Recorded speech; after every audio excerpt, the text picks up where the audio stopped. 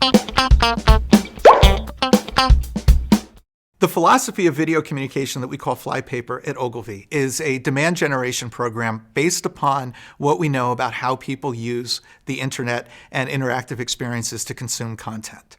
Rather than make advertising content that's disruptive or requires a huge paid spend behind it, what we do is make content that reflects what the audience's needs are. We do deep research into how the audience is engaging with content, what they're looking for, and what they're doing with it. And then we make that content that reflects that. So rather than disrupting, what we're doing is providing the user with the exact content experience they were looking for.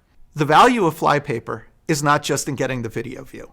It's very easy to get people to watch videos. It's very easy to get a high view count.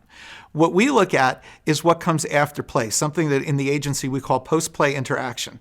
This notion that the click after play, from the marketer's point of view, is the most important click.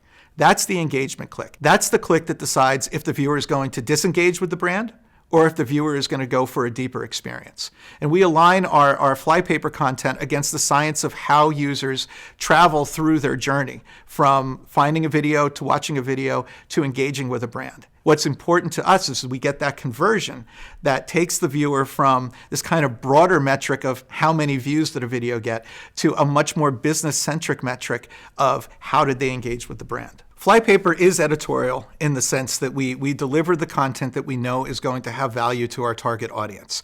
And we derive our positioning on that content from different sources. You know, there's a kind of a traditional editorial viewpoint where we know the audience well, we know their likes and dislikes, we know their behaviors.